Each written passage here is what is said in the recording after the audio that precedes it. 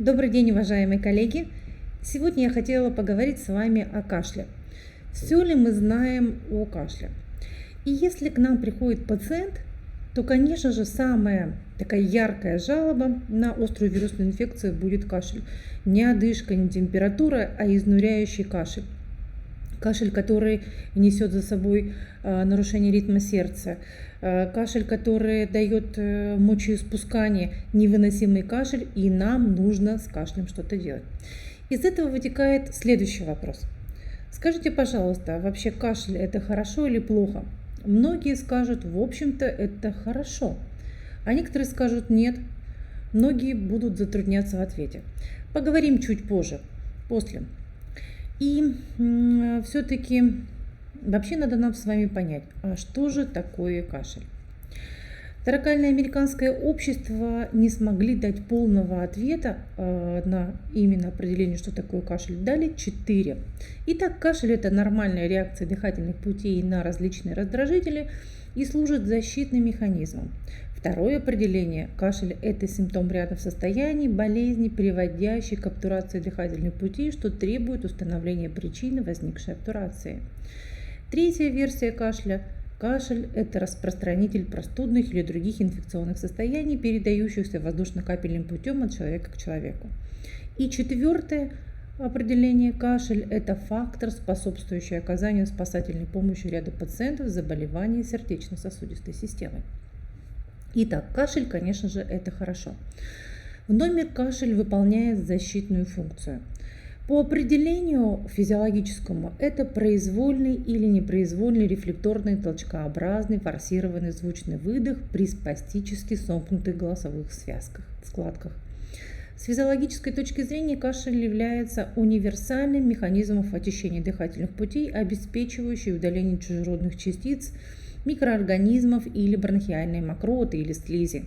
И помимо кашлевого рефлекса, защитные механизмы респираторного тракта включают выработку бронхиального секрета и его удаление с помощью ресничного эпителия. При кашле, в особенности хроническом, существенно снижается качество пациентов, нарушается сон, физическая и интеллектуальная активность. То есть на самом деле кашель это и хорошо, но если кашель становится хронический, патологический, он, конечно, будет вносить свои корректировки в жизни, повседневной жизни человека. Как же формируется кашель? Кашель – это, конечно же, важнейший защитный механизм, способствует очищению и восстановлению проходимости дыхательных путей, возникающей при недостаточности мукоциллярного клиренса и обструкции дыхательных путей. Как же происходит кашель? Происходит раздражение рецепторов в дыхательных путях. По афферентным волокнам и С-волокнам поступает информация в кашлевой центр, и происходит кашель, затем происходит восстановление проходимости дыхательных путей. Но опять же вопрос, что же является причиной кашля? Все ли упирается в легкие? Нет, конечно же нет. На самом деле кашель настолько разнообразный, существует 51 причина кашля. Это может быть и заболевание лор-органов, заболевание дыхательной системы, заболевание сердца, заболевание желудочно-кишечного тракта и даже есть маточный кашель. Вернемся к самым частым причинам не кашля, связанного с дыхательными путями. Итак, кашель может быть проявлением заболеваний сердечно-сосудистой системы. При различных видах аритмии, экстрасистолии появляется кашель, чтобы восстановить работу сердца. Или другой вариант, когда наши пациенты принимают ингибиторы ангиотензин превращающего фермента, у них накапливается такое биологически активное вещество брадикинин, вызывающее кашель. Или другой вариант – заболевание желудочно-кишечного тракта. Все мы знаем, что гастроэзофагальная рефлюксная болезнь дает кашель. Но немногие знают из пациентов, особенно когда идет период межсезонья, это весна и осень, все проявления желудочно-кишечных болезней проявляются, в том числе и кашель, желудочный. И, конечно, нам надо с вами прямо четко дифференцировать. Кашель же является патологией бронхолегочной системы, да, либо связано с желудком и требующей уже назначения других медикаментозных средств, и лечение у гастроэнтерологов. Еще одна причина кашля связана с заболеванием верхних дыхательных путей. Это может быть и риниты, синуситы, фронтиты, отиты, ларингиты. И кашель бывает настолько мучительный, и тоже наши пациенты приходят к пульмонологам, чтобы дифференцировать, нет ли заболевания бронхолегочной системы. Но одно из критерий качества обслуживания наших пациентов мы должны направить длительно кашляющего пациента к лор-врачу, чтобы он устранил причину или нам помог разобраться, какого характера кашель, откуда может быть причина. И, конечно же, самое главное, мы должны дифференцировать наших пациентов, если длительный хронический кашель, если проблема либо хронического бронхита, хронической обструктивной болезни легких или бронхиальной астмы. Если к нам приходит, к примеру, 10 человек, у 9 из них мы должны дифференцировать, определить, есть ли проблема с верхними дыхательными путями, есть ли проблема с желудочно-кишечным трактом, есть ли проблема сердечный, принимает ли ингибитор АПФ, и если астма либо хронический бронхит. Оставшийся один человек может быть редкая патология, которая уже требует более детального обследования. Конечно, мы должны пригласить к ряду узких специалистов, назначить лабораторные инструментальные исследования, чтобы определить все-таки какого характер кашля, откуда, где есть причина, которая заставляет человека кашлять. Где же находится кашлевой центр? Кашлевой центр находится в продолговатом мозге. Если вы посмотрите на данный слайд, вы увидите окрашенный продолговатый мозг рыженькой краской, желтенькой. Вот там и находится кашлевой центр.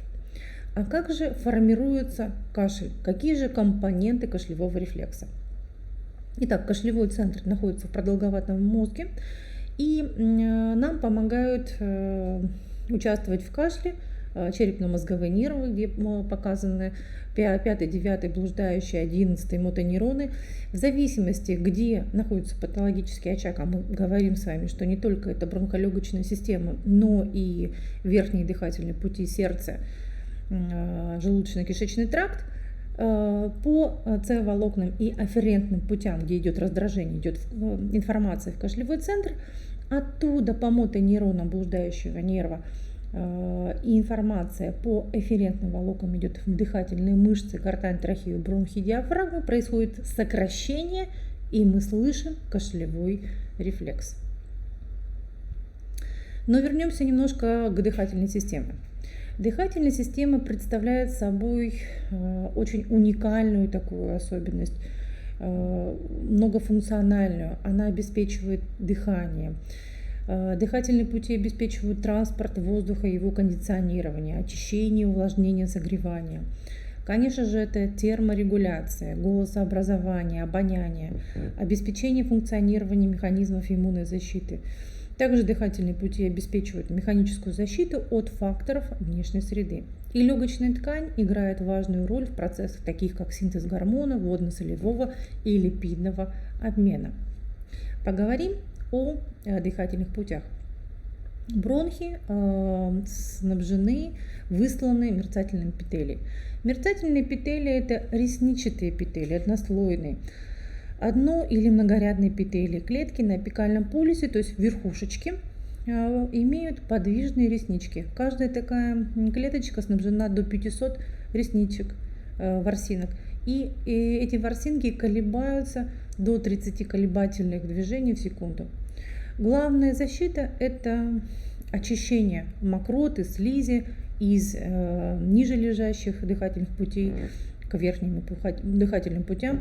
Идет поступательное зигзагообразное движение, как колосится поле, и выбрасывает наружу то, что накопилось в нижних дыхательных путях. Когда мы с вами говорим о заболеваниях бронхолегочной системы, встречаются некоторые определения. Мукоциллярный клиренс, легочный сурфактант. Вообще, что это означает? Мукоциллярный клиренс – это неспецифический механизм, осуществляющий местную защиту слизистой оболочки органов дыхания от внешних воздействий, включая инфекцию. Цилиум – ресничка, мьюкос – слизь. А легочный сурфактант – это смесь поверхностно-активных веществ, выстилающая легочные альвеолы изнутри, то есть находящаяся на границе воздух-жидкость, препятствует падению слипания стенок альвеол при дыхании за счет снижения поверхностного натяжения пленки тканевой жидкости, покрывающей альвеолярные эпители. Сурфактант секретируется специальными разновидностями альвеоцитов второго типа из компонентов плазмы крови. Весь ресничатый эпителий выстилается слизью. Причем слизь, она состоит из двух типов. Это золь, как одеяло укутывает наши реснички, где вот как раз идут биения, и они мягко выстилают, чтобы реснички не слипались. И гель – это муциновый слой, который лежит поверх золя, ближе к просвету дыхательных путей. И главное свойство вот этого геля – это адгезия того, что находится внутри дыхательных путей. Это микроорганизмы, инородные тела, то, что остается от продуктов жизнедеятельности бактерий, разрушенные клеточки, и нужно вывести наружу. Еще, кроме мерцательного эпителия, имеются в структуре бакаловидные клетки. Что такое за бакаловидные клетки? Это клеточки, которые синтезируют слизь. И в норме слизь, конечно же, должна. Во-первых, нам нужно, чтобы наши дыхательные пути были влажные, чтобы как раз биение ресничек было и выводило из нижних дыхательных путей то, что накопилось в процессе жизнедеятельности. И в норме бакаловидных клеток считается, должно быть одна клеточка на 7-8 мерцательного эпителия. Но если у нас идут хронические заболевания легких, такие как бронхиальная астма, это может быть хронический бронхит, хроническая обструктивная болезнь легких, меняется соотношение. На одну бакаловидную клетку становится всего 3-4 мерцательных эпителия, эпителиальных клеток. И мы видим, когда, допустим, особенно мужчины курящие, когда покурят сигарету, начинают активно кашлять. И с кашлем мы слышим, как мокрота становится такая густая, вязкая, выбрасывается наружу. То есть идет большое количество вырабатываемого секрета. Не могу вам не сказать и не поговорить о переохлаждениях. И приведу цитату нашего гениального филолога Владимира Даля, такую. «Не может же русский человек быть счастлив в одиночку. Ему нужно участие окружающих, а без этого он не будет счастлив». И мы знаем, как только начинается зимний сезон, наши граждане не берегут свое здоровье, кто-то начинает демонстративно сидеть в воде холодной, курить кальяны. Но бывают такие ситуации, когда нужно вытягивать машину из снега, да, и куражится молодежь, еще в проруби едят мороженое. И, конечно же, происходит переохлаждение. Вирусы у нас многочисленные. И когда на человека идет такая массивная, скажем, холодовая атака, то происходит, конечно, заболевание как верхних и нижних дыхательных путей. Перед вами слайд, где показано, как формируется, как ставится диагноз в зависимости, где находится патологический очаг. Мы видим при заболевании верхних дыхательных путей это риниты, это синуситы, фарингиты, фронтиты, ларингиты, нижние дыхательные пути, трахеиты, бронхиты и, может быть, заболевание такое сложное, как пневмония. Итак, вирусы. Вирусы дают большую такую часть заболевания, особенно в межсезонный период, называется острая респираторная вирусная инфекция. Разнообразие их очень велико. Мы знаем грипп, парагрипп, боковирусы, мы знаем коронавирусы, да, синцитиальные вирусы, то есть их очень много. В то же время вирусы могут привести к обострениям хронического бронхита и также вызвать вирусную пневмонию, которая может уже осложниться бактериальной пневмонией. И как вы считаете, можно ли по тембру кашля поставить диагноз и назначить лечение? Итак, послушаем.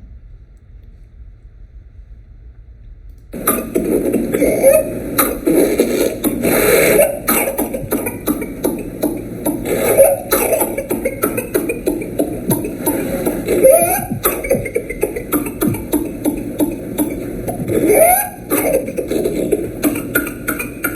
слышим, конечно же, звуки кашля ребенка. Ребенка, да, кашель, скорее всего, инфекционный. Следующий звук кашля.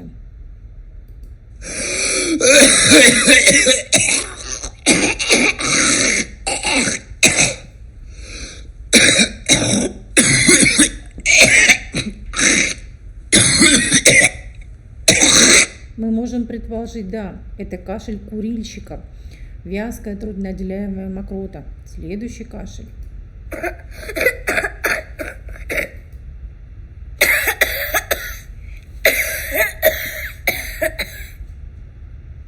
Мы слышим кашель тоже ребенка, где слышим вязкую трудноотделяемую мокроту, и мы можем сказать, да, это скорее всего инфекционный процесс, да, бактериальный уже. Следующий звук кашля.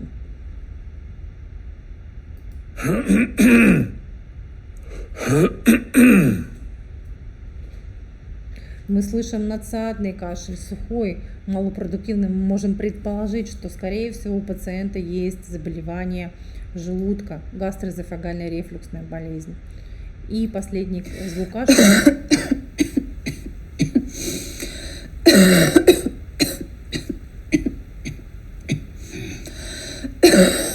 Мы тоже понимаем, что кашель инфекционный, но на самом деле по звукам кашля никогда ни один врач не будет назначать лечение и говорить точно, что диагноз пневмония, хронический бронхит, либо ринит, либо гастроэзофагальная болезнь. Итак, кашель. Кашель настолько бывает мучительный, что не дает человеку жить. Но причем наши все пациенты ведь не сразу бегут к нам, к врачам, к фельдшеру, не бегут в провизору, чтобы какие-то лекарства хорошие подсказали. Конечно, начинаем самостоятельно лечиться. Так, как лечили в детстве, как бабушки, мамы. И думают, что все, кашель это мгновенно может быть пройти. Мы знаем, что на сегодняшний день пьют и отвары, настои трав, делают примочки, пьют мед, мажут мед, пьют сало. Какие только мне народные средства не говорят, чтобы кашель прекратился. Детей также маринуют в горчицу, причем иногда горчицу делают не сухой порошок, а уже смешанную с уксусом, солью и сахаром. Говорит, ничего страшного, вкуснее будет. Подобие делают небулайзерной терапии, обжигают как верхние и нижние дыхательные пути. Ставят кастрюльку, наливают воду, кастрюлю подогревают на открытом огне и наливают те препараты, которые нельзя наливать. Допустим, тот же амброксол, биридуал, сальбутамол, пульмикорт, и начинают дышать по типу небулайзера. Конечно же, до сих пор это не новость, но уже не такой большой процент все-таки идут с горчичниками. И, конечно же, любимые банки. Банки как горячим воздухом, так и массаж. Причем ко мне приходят в последнее время женщины, у которых при осмотре я смотрю кровоподтеки на спине, они говорят, мы ходили к массажисту, массажист сказал, настолько это универсальная процедура, классная, поможет от всего, в том числе от кашля. Но что-то идет не так. Кашель не унимается, и, конечно же, нам нужен уникальный препарат, чтобы кашель прекратился, и бежим, конечно, мы, в первую очередь, конечно, к врачу, либо провизору, чтобы дали хороший препарат. Но тут снова возникает вопрос, нужно ли разделять кашель на сухой и влажный и от этого назначать лечение? Вот сложный вопрос, да, нет или затрудняюсь ответить. Попробуем ответить на него сейчас. Итак, кашель действительно разделяется на непродуктивный, его называют сухой. Как правило, возникает в начале воспаления слизистых, когда еще нет мокроты. То есть это первые 4 дня. Происходит отек слизистой. И уже на 4-й день может появляться продуктивный влажный кашель. Возникает при избыточном накоплении мокроты. И прекращается с ее удаления и возобновляется вновь влажный кашель при ее накоплении. И, как правило, это вот как раз идет 4-й, 5-й день заболевания. И, конечно же, лечить именно сухой кашель, а потом влажный кашель, нецелесообразно. Конечно, нам надо максимально продумать, как правильно лечить кашлевой синдром. Как же складывается лечение кашля? Но прежде всего это этиологическое, то есть именно какой механизм вызвал инфекцию, либо инфекционная, то есть может быть это и противовирусное, может быть антибактериальный препарат, патогенетическое лечение на механизм заболевания, воздействующие лекарственные препараты, и симптоматическое, то, что имеет какие симптомы наши пациенты. Начнем, конечно, с этиологического, этиотропное лечение. Как правило, кашель присутствует при острых вирусных инфекциях. И, конечно же, необходимы противовирусные препараты. Итак, хочу вам представить препарат. Называется Рафамин. У Рафамина есть регистрационный номер ЛП207481. Дата регистрации 11 октября 2021 года. Форма выпуска – это таблетки для рассасывания по 20 таблеток в контурной ячейной упаковке. И что самое важное, отпускается без рецепта врача. Как мы знаем, вирусная инфекция имеет свои механизмы развития. И иммунная система, когда попадает на вирус, начинает сразу работать. Первым делом идет распознавание вирусов и бактерий, затем идет активация клеточного и гуморального иммунитета, и как раз, когда все активировано, происходит элиминация микроорганизмов. И Рафамин – это инновационный препарат, в состав которого включены молекулы мишени, рецепторы, задействованные в противоинфекционном иммунитете. Это гамма-интерферон, CD4 рецептор и главный комплекс гистосовместимости. Благодаря Рафамину происходит активация процесса распознавания вирусов и бактерий иммунитетом, происходит активация противовирусного и антибактериального иммунитета и устранение причины острой вирусной инфекции и защита осложнений. Это первый препарат с подобным механизмом действия. Рафамин лучше идет распознавание иммунитетом вирусов и бактерий и идет активация уничтожения иммунитетом вирусов и бактерий. Рафамин имеет иммуноопосредованное действие, которое обладает как противовирусным и антибактериальным. Происходит устранение причины и симптомов респираторных вирусных инфекций и защита от бактериальных осложнений респираторных вирусов и инфекций. Рафамин активирует универсальные механизмы антибактериального иммунного ответа. Итак, еще раз, распознавание идет патогенных микроорганизмов, активация иммунитета против патогенных микроорганизмов, происходит иммунный ответ против патогенных микроорганизмов, обладает умеренным антибактериальным действием и производит защиту от бактериальных осложнений и вирусных инфекций. Рафамин решает большинство задач этиотропной и патогенетической терапии респираторных вирусных инфекций. Но прежде всего это остановка размножения и элиминация вирусов, это защита здоровых клеток от заражения, сохранение барьерной функции слизистой, подавление патологической флоры и, конечно же, уменьшение то, что нам нужно для наших пациентов. Рафамин полностью соответствует федеральным клиническим рекомендациям по лечению и профилактике острой вирусной инфекции. Предупреждает дальнейшее развитие патологического процесса, обусловленного заболеванием, достижение полного и стойкого выздоровления и профилактика развития возможных осложнений.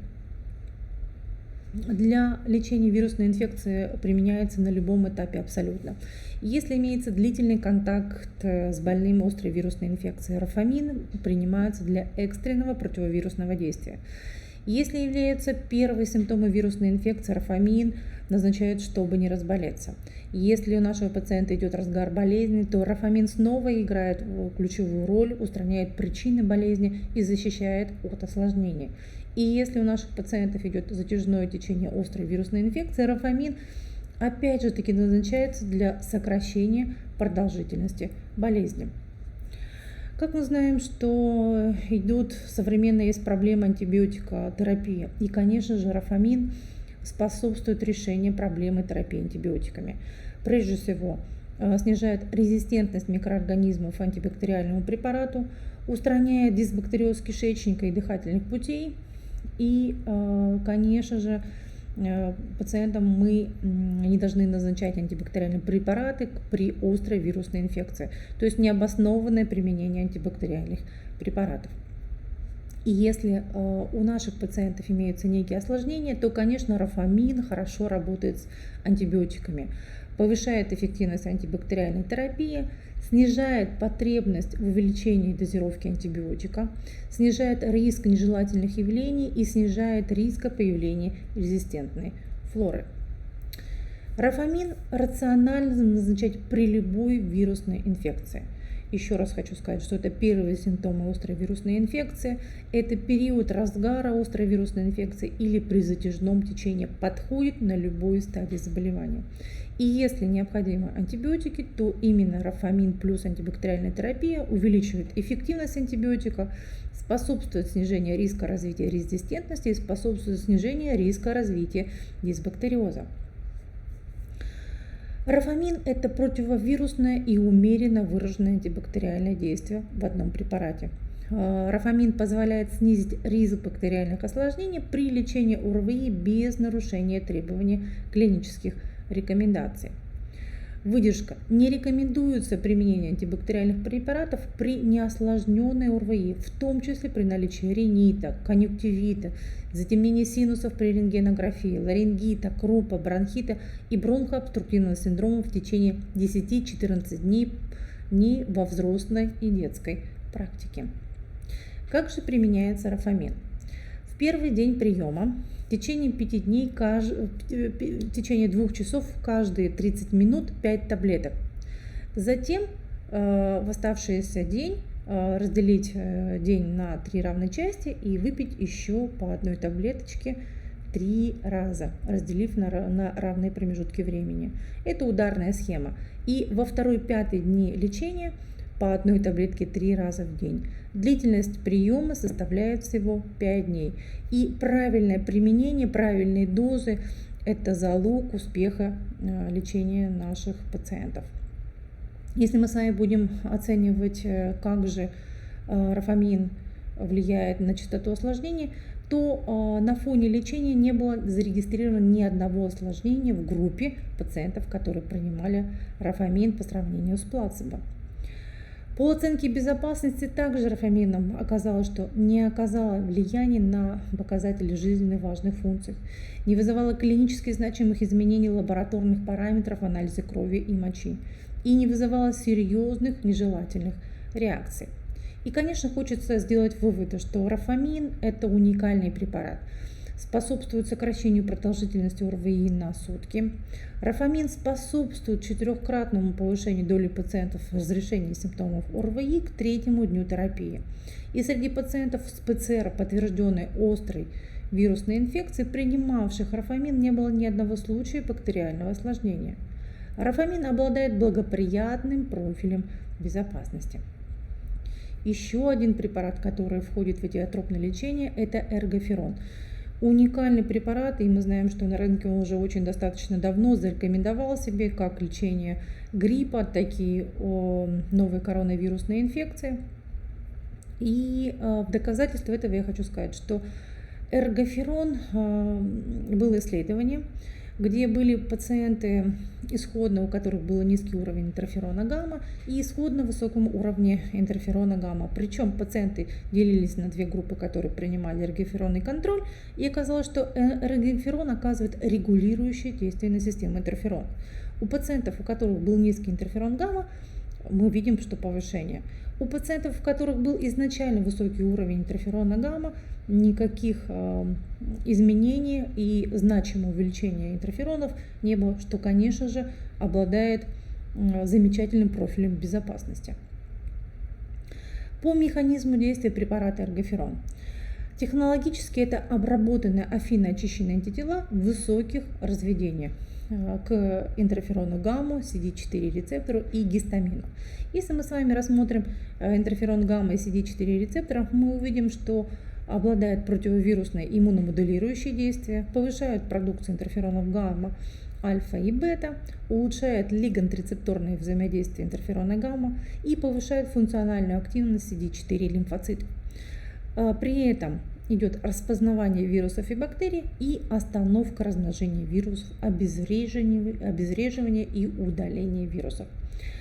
По гистамину. Это противовоспалительное и антигистаминное действие, которое влияет на гистаминовые рецепторы, подавляет высвобождение гистамина из тучных клеток, снижает продукцию медиаторов воспаления. А что это ведет за собой? Это же, конечно, уменьшение отека слизистой оболочки дыхательных путей, уменьшение выраженности аллергических реакций и, конечно же, снижение тонуса гладкой мускулатуры бронхов. Был проведен клинический анализ. Существует 6 рандомизированных клинических исследований, в которых участвовало более 1400 человек, и оказалось, что эргоферон очень эффективный и безопасный препарат при лечении гриппа и острой вирусной инфекции. Как же применять эргоферон нужно? Таблеточка снабжена риской, но риска не предназначена для деления таблетки на части. Таблетки принимают внутрь, но не во время приема пищи. Таблетку следует держать во рту, не проглатывая до полного растворения. При назначении препаратом детям младшего возраста, это от 6 месяцев до 3 лет, рекомендуется растворять таблетку в небольшом количестве кипяченой воды комнатной температуры, это 1 столовая ложка. Взрослыми детям 6 месяцев в первый день лечения применяют 8 таблеток по следующей схеме. По одной таблетке каждые 30 минут в первые 2 часа. Всего 5 таблеток за 2 часа. Затем в течение этого же дня принимают еще по одной таблетке 3 раза через равные промежутки времени. На второй день и далее применяют по одной таблеточке 3 раза в день до полного выздоровления. При необходимости препарат можно сочетать с другими противовирусными и симптоматическими средствами. Проведен критический анализ, который показал клиническую эффективность и безопасность применения эргоферона при ОРВИ, включая грипп. Эргоферон эффективен вне зависимости от этиологического агента и клинической картины, эффективен на любом этапе заболевания, способствует профилактике бактериальных осложнений, сочетается с любыми препаратами для лечения острой вирусной инфекции и обладает благоприятным профилем безопасности. Рингалин. Еще интересный препарат очень для лечения кашля, патогенетического кашлевого синдрома, который, опять же, так беспокоит наших пациентов. Итак, рингалин. Что же такое рингалин?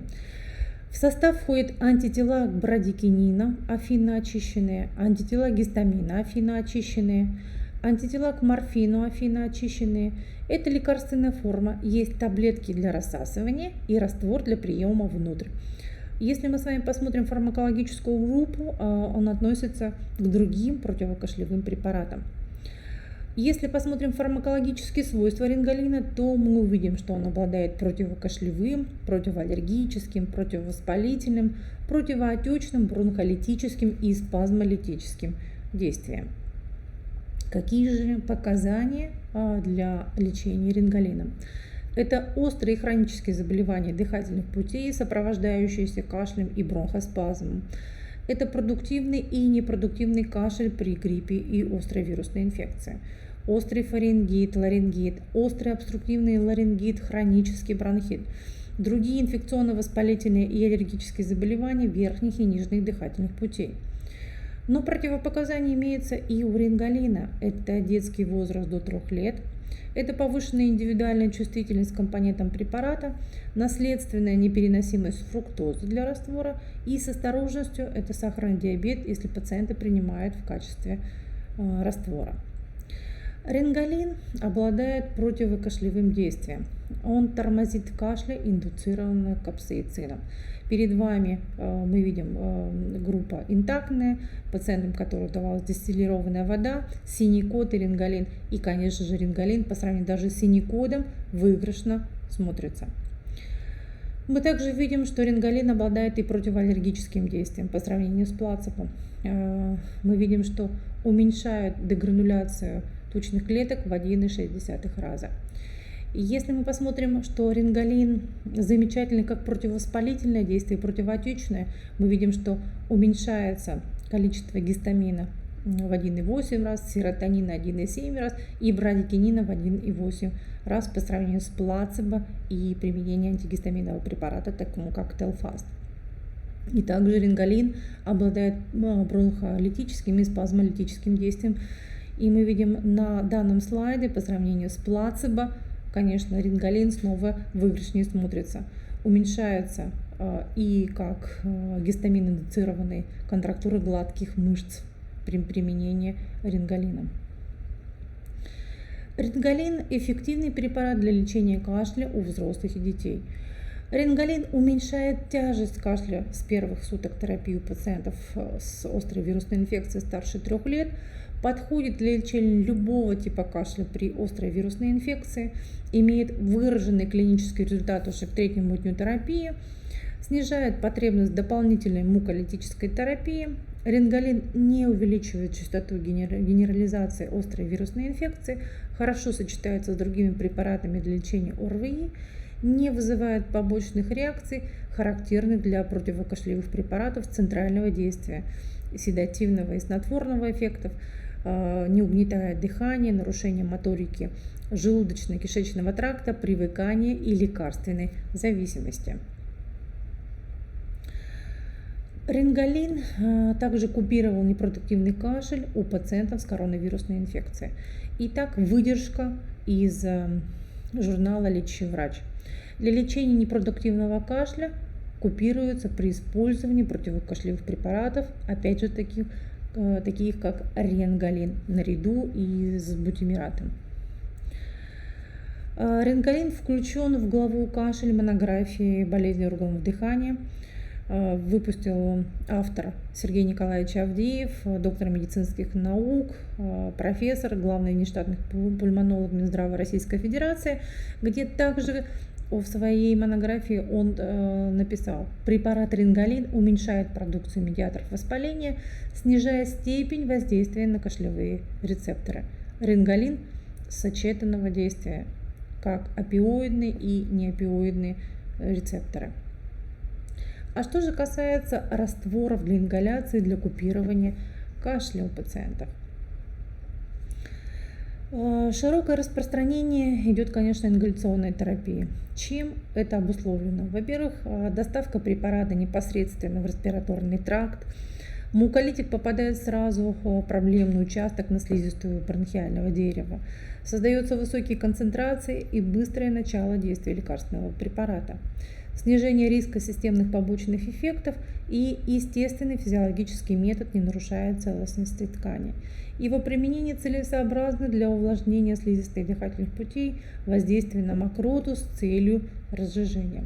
И, конечно, когда в нашей семье или пациенты это детки, то ингаляция – это палочка-выручалочка.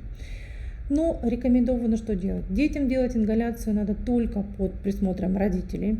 Во время проведения ингаляции следует максимально сосредоточиться на процедуре, нельзя отвлекаться. Вместо стула можно использовать большой гимнастический мяч. После ингаляции обязательно следует провести дренаж бронхиального дерева и хорошо откашлять разжиженную мокроту. Проводите ингаляцию за 4 часа до сна с последующим активным дренажом, чтобы не было ночного кашля. Следует всегда стремиться выполнить ингаляцию с помощью мундштука. Ребенок должен активно сотрудничать при дыхании с тем, кто проводит процедуру, и откашливать мокроту.